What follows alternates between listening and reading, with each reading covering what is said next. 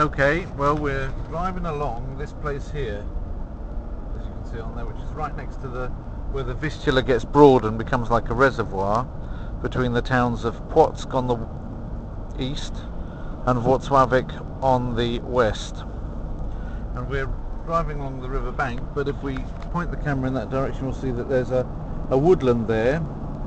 On the other side of the woodland is the river, and you don't get to see much of it. Occasionally you'll get peaks of the river coming through, but in the main what you get to see there is woodland. So it's perhaps about 100 meters back. There's a tributary going into it. And there's a lot of woodland on both sides, by the way. Here it's one of the larger woodlands in the middle of Poland. Woodland just about all the way on the south side of it,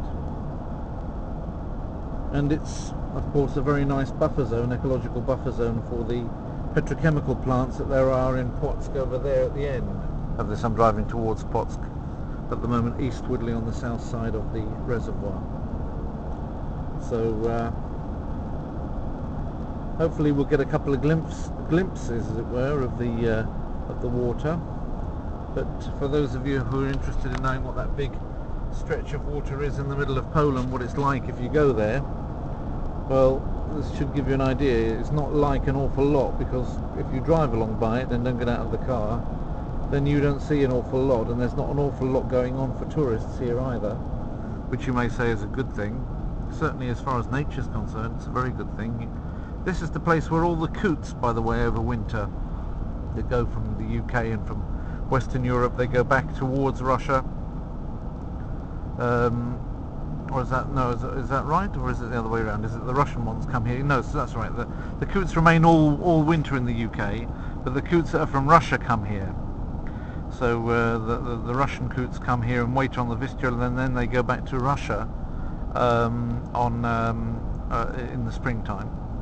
So all winter long, there are long lines of coots all lined up next to each other on the river there.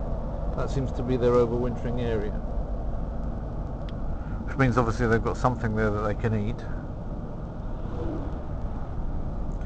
Sign of a strong ecosystem.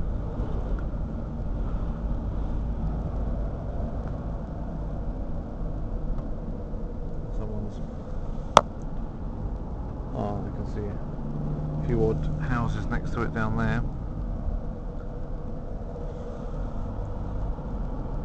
Somebody's selling some hut or something along there.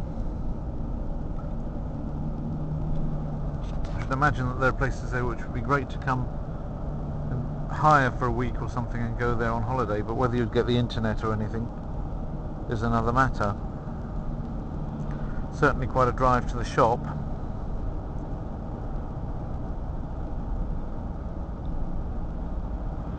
But for a day trip it might be an awful lot more interesting.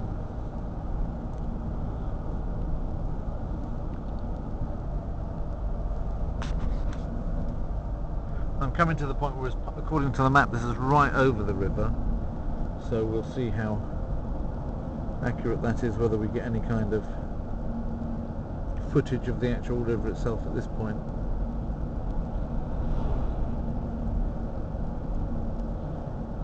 And you can perhaps see it just between the trees. I think it's only about really less than 50 meters to the bank, but there are trees on the way. There are wasteland ahead, blocking the view a bit, but I don't care because I want to go slow anyway.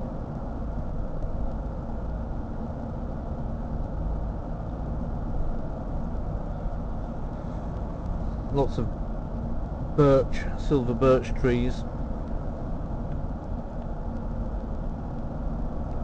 Thousands and thousands of them.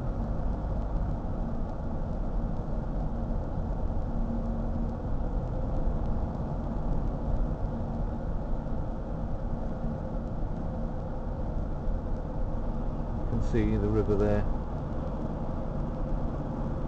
through the trees. Quite broad it is, about a good kilometre broad, or maybe more, maybe nearly 1.5 or something.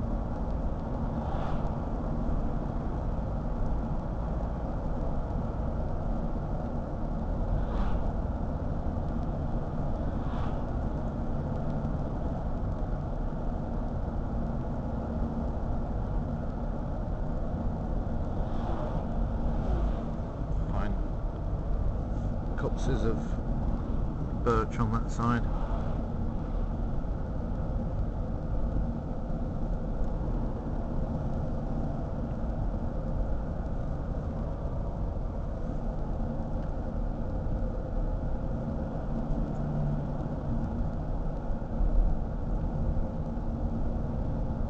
I feel like ranting about something, but I don't really know what to rant about much.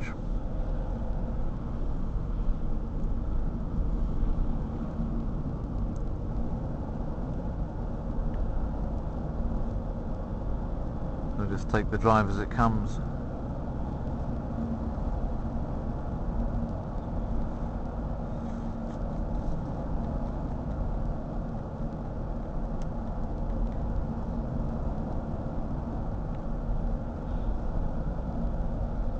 Tremendously high grass in that bit there. I don't know if it is grass or something else. Oh, maybe it's that willow that they put there. You can see the river over there. The willow that they put to grow quickly and be cut down for energy. It's almost like bamboo growing there, but I think it's what they call energetic willow.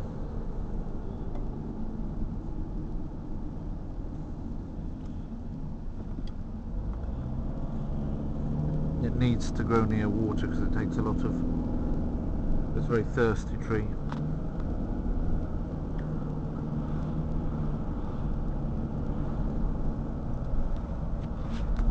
And apparently you need quite a few hectares farming at once before it makes a great deal of sense, which wasn't as much as... Well, that I saw there wasn't as much as the books say you need to do it properly, but maybe somebody just wanted to do it anyway.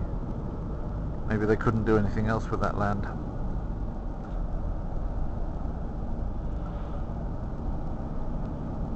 So that village was called Dąb Polski, which means the Polish oak tree. Get little chickens and what have you down there. Some people have nicely coloured their houses in brighter colours, which is always nice. Oh, and there you see more of the river over there. Not sure whether to point the camera out of the front window or the side window. I'll do a bit of both. Oh, there's the river over there again. There's an advert for Radan. No idea what they do, but you see that advert around quite a bit on the road.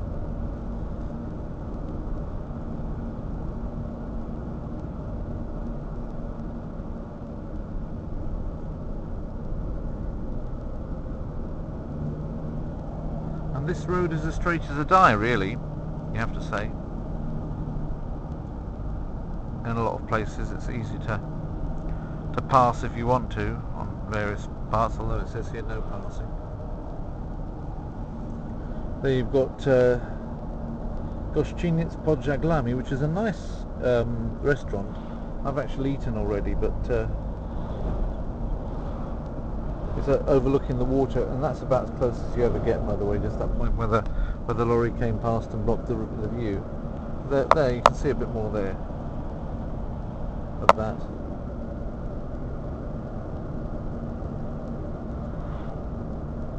Nowy Duninów. Oh, that's a good view onto it there. I think you can see the breadth that we're talking about of water.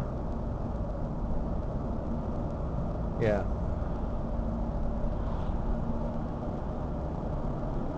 And all along the length of that in the winter you'll see a little black line of tiny black birds.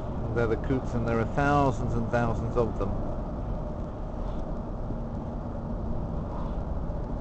They just line up in a line that's long and thin, about 3 or 4 birds deep and thousands long.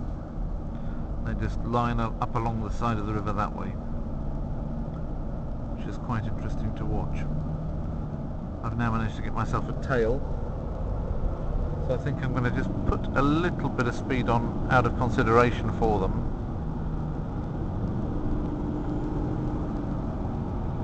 You are over the speed limit. Okay, I suppose there is that to consider.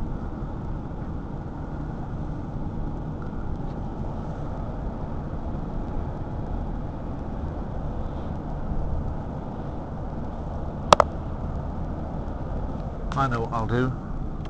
I shall tuck into this bus stop and let those guys go by. At the same time I can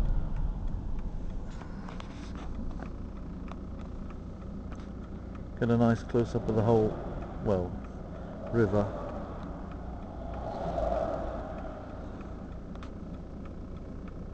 When they've all gone, we can take off again. I see no point in rushing along like that when I'm doing a film and I'm doing some tourism. I'd rather come half an hour later than them and have seen something than just go along like that with nothing in my head. So there they are, off they go. This one's going to Szczecin, probably from Warsaw.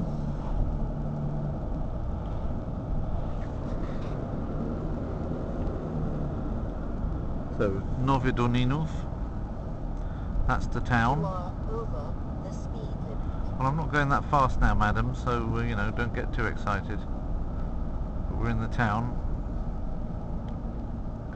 Nowy Duninów. Don't ask me where Stary Duninów is, but this is Nowy Duninów, New Duninów. I don't even know what a Dunin is.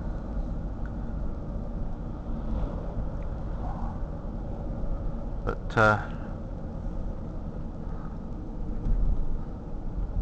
that's the name of it anyway.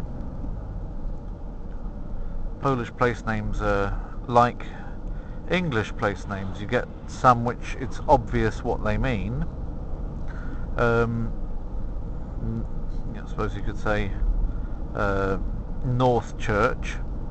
That's obviously, you know, a place north of somewhere else which has a church in it.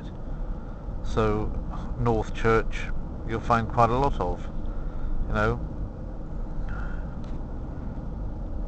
But then you also get place names which don't necessarily mean anything other than the place.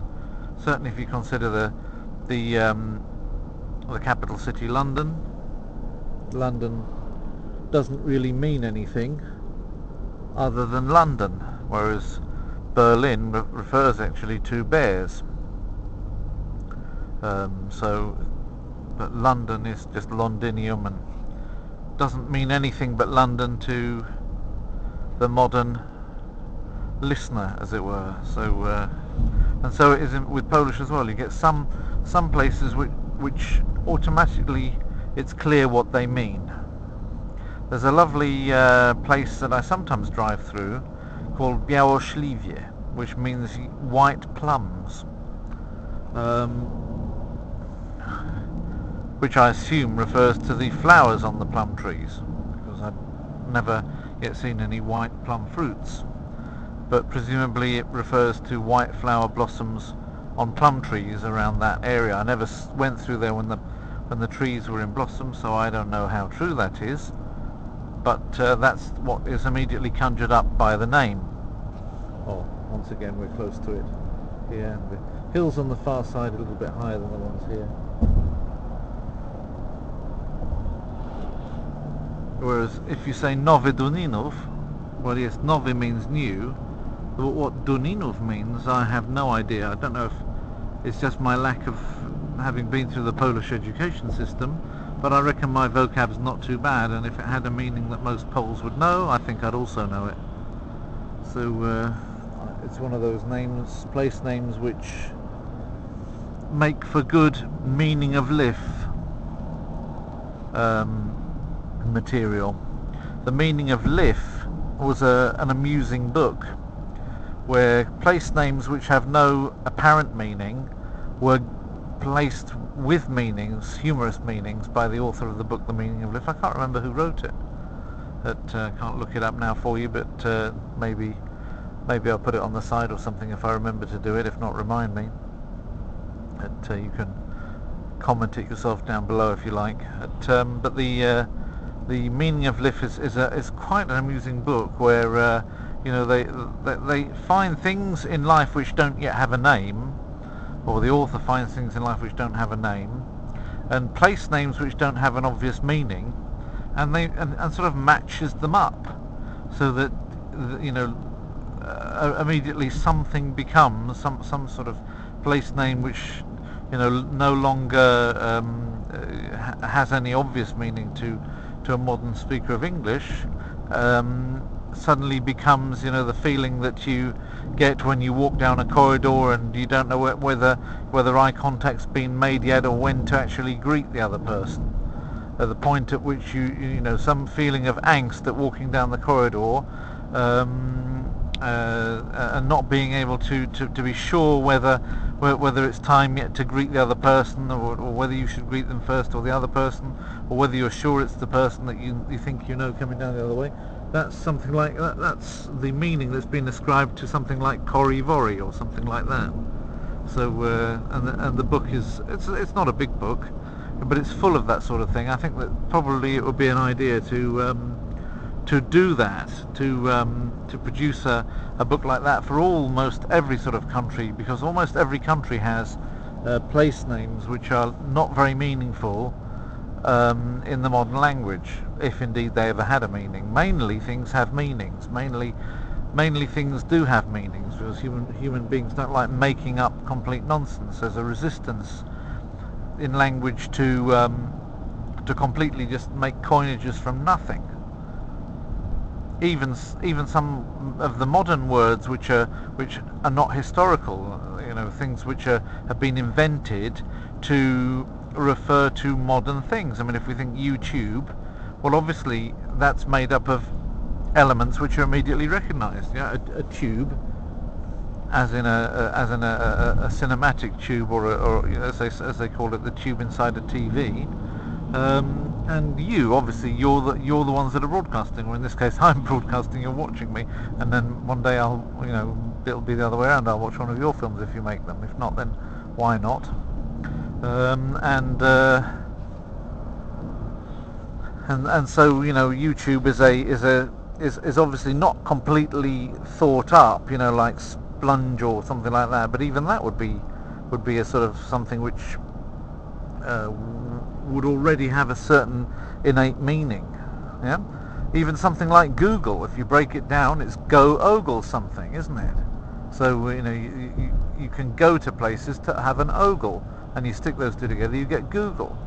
So even Google isn't devoid of an innate meaning, and people don't like even to make complete inventions.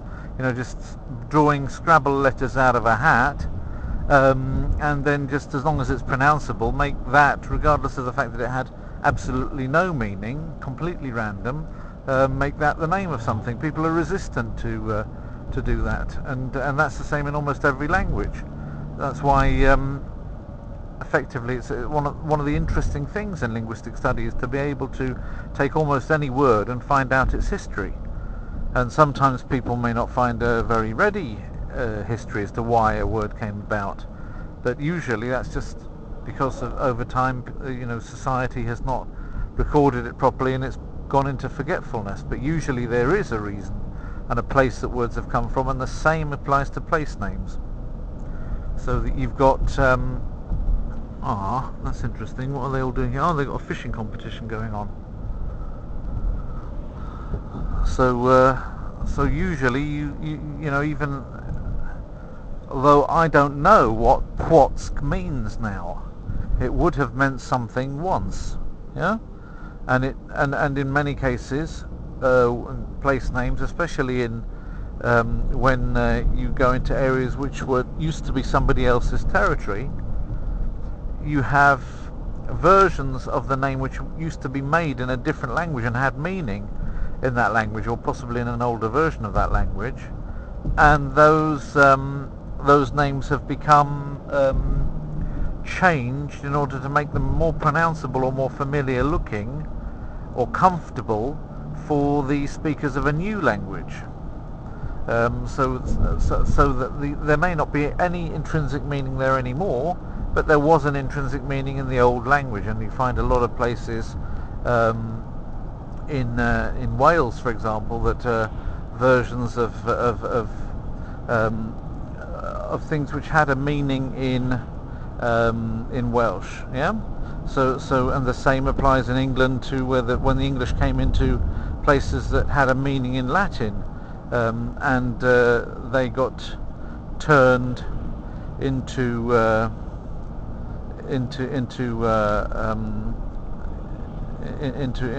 English words, just to make them easier for the English to understand or to pronounce, and of course the original Latin meaning then becomes forgotten by the people, although sort of academics would still know it, but people just say something like Colchester or London or Manchester, and not really think about the fact that it had a meaning in Latin, even Dog Latin in some cases, and simply regard it as a normal English word, when in fact most of these things have quite a history and have innate meanings which are not necessarily clear to us now.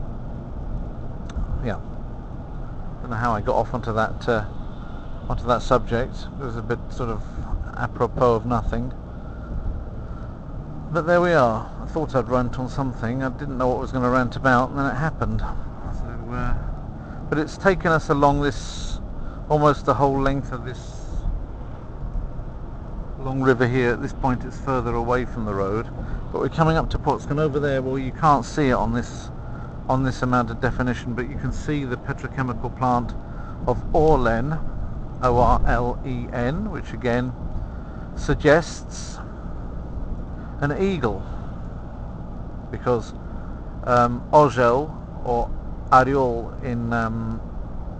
in Russian, which has got sort of like root letters of O, R and L, they are they're in that name, aren't they? And so Orlen, when you see Orlen, you can see that it has an eagle's head incorporated in its image. So even Orlen, which, if you don't, unless you think about it, you don't know that the meaning's in there, yeah. But it's not a completely meaningless word, although it might seem to be one at the first instance. And little wonder then that when people like J.D. Rowling or Dickens or other people who invent very memorable names and unique names for their characters, and those names are in some way supposed to be a reflection of the character that is being described in the books, that they also have intrinsic innate meanings. So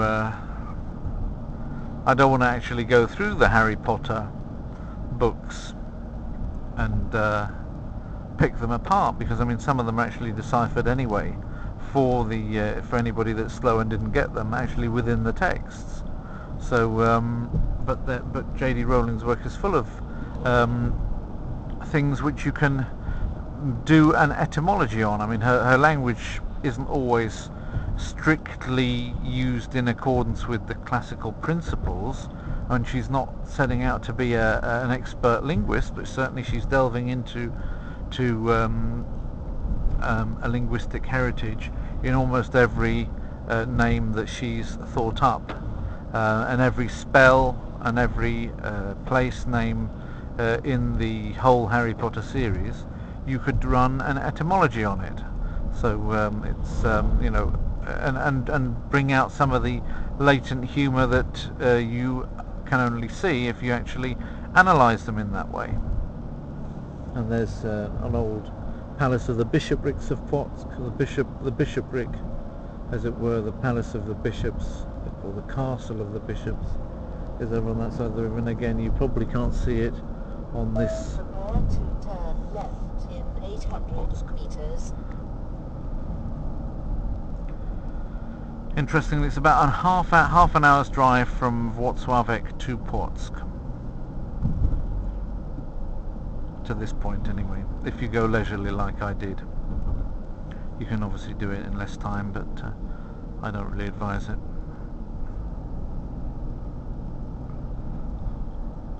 Prepare to turn left in 300 meters. Oddly enough, that's come to 25 minutes. Well, I'd better stop, because I don't think that people are going to want to. Should I tell you what I'll do? I'll stop. I'll go over the river so you can see the river, and then I'll stop. There's an interesting. On the other side of the river, there's a zoo. In 100 meters, turn left. So now we're going to the north of the Vistula. Turn left.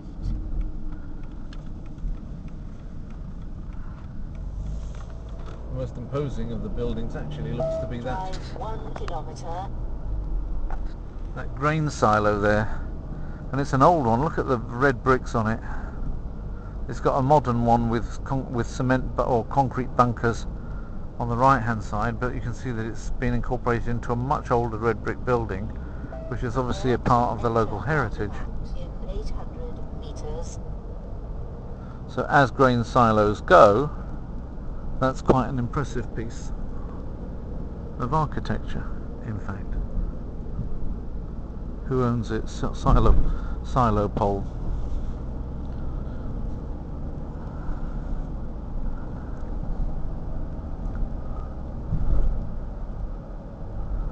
It's not very big. In 300 meters, enter roundabout. Take second exit.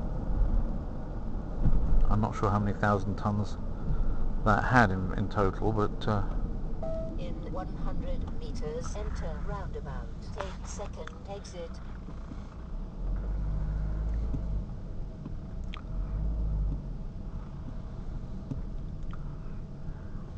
Enter roundabout. Take second exit. we're going to go over that bridge there that you can see, which is, as you can imagine, there aren't that many long bridges over the Vistula when it gets fat and broad, but it's already, this is only the beginning where it starts widening. Afterwards you won't see any. Take second exit. So, I don't know, Drive that's as far up as I can 4 kilometers. do it in this, but we're going to, don't know really which, I'll do half of it on this, photographing this side, and then try and look at the other side, if there's anything worth seeing out the other side. As you can see, we're sharing this with the railway, yeah? Okay. And there's a zoo on the right hand side, by the way. So as well as being very next to the zoo in Gdansk, I'm also driving next to another zoo on the way back again. So there you can see that building there, whose silhouette is highlighting there. That's the castle of the old bishops of Plonsk, with the river widening there. On this side, it's Prepare to turn a side lot left thinner. in Further up, you've got 800 it's very meters. thin where that. I think I've got a flight of ducks in there. There's the zoo on that side of the road. All of that territory is given over to the zoo. It has a nice aquarium in it. I don't think I'll go there photograph today, but another time I will for you and show you the zoo there and the aquarium, because I haven't done that one yet, and I know it's one of the ones that I had in mind to do. But just so that you know how to get there, if you happen to be interested in visiting, you know, I can recommend it. And this is where you'll find it, coming up at this road from beyond the bridge. Am I really? I wouldn't have thought so. The railway's down there, by the way, and then there's the entrance to the zoo's just basically here, as you go down there. So for drivers, there's a car park inside there. Prepare to turn right in 220 meters. Queues. Okay, I don't need to do any more. I think I've shown you a little bit about of a certain part of Poland that maybe there isn't a film like that as yet on YouTube. probably not in English anyway. So there we are. You can hopefully get something from that, and maybe if you come and have a look at it in real life, you might try the Kaviarnia Podjaglami. There's a lovely big aquarium inside it, and some quite cheap food. And have a look at the big aquarium at Plonsk Zoo. Maybe park and get out and enjoy the big river with its natural beauty. If you actually stand next to it, it's rather impressive. But, anyway, that's what there is in Plonsk. And quite a few people in business might go here just simply to talk to people in the oil business, the oil refining business, and the petrochemical business. So it's not beyond the bounds of possibility that you might come here and visit Orlen if you're in any kind of chemicals or oil business. Well, I wish I'd started filming this train at the beginning, because it's already gone past for about 3 minutes. Just because to show the amount of oil products that gets put through this city of Plonsk. Just when you think that the end is coming, a few more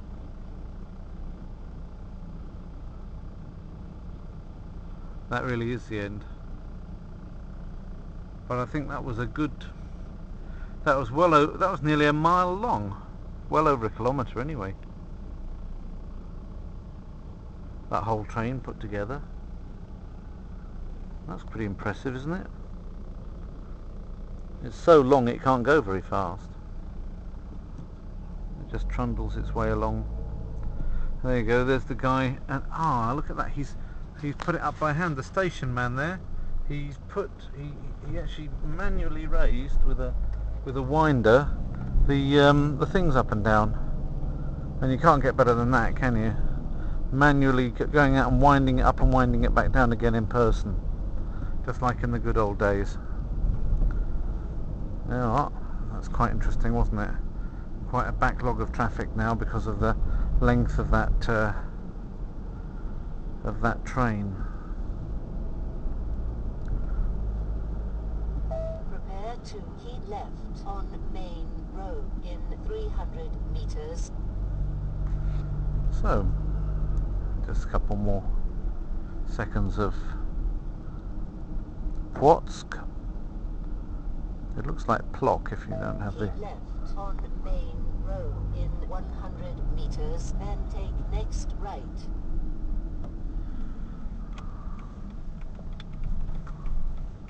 Oh, okay. Yeah. Take next right.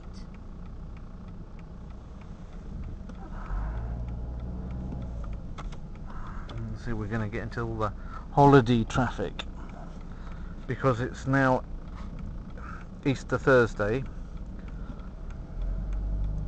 Big Thursday as they call it in Polish. Good Friday is not actually a holiday from work in Poland, despite the Catholic traditions.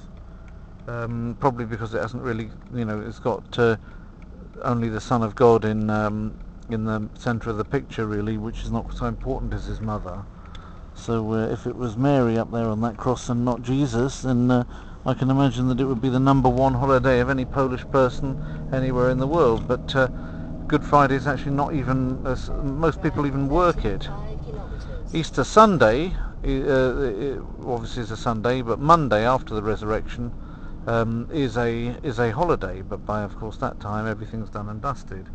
The necessity of having the Friday in memory of the crucifixion of Jesus Christ doesn't seem to bother a lot of people in this country. They work anyway. Maybe they are so sad about the crucifixion that they need the work to take their mind off it, I don't know, but certainly you would expect a Christian country to mark in a more serious way Good Friday than just allowing people to go work on it like a normal day. But that having been said, people do take it, some people do take it off anyway. People do say, okay, I'm going to have a long weekend and take it off, and some employers give it. So we are giving anyone who wants to have that day off can have that day off in our company, but that's not an obligatory holiday.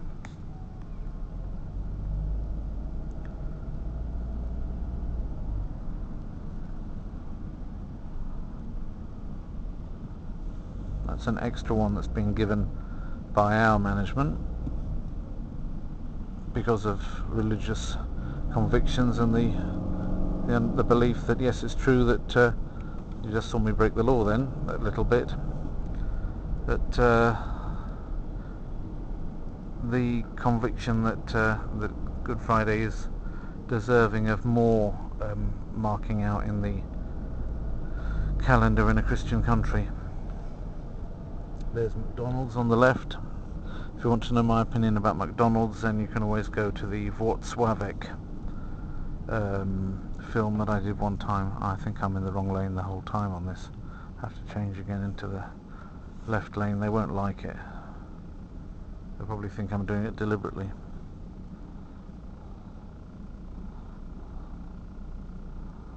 Oh man, just have to deal with this situation. Oi, oi, oi, oi.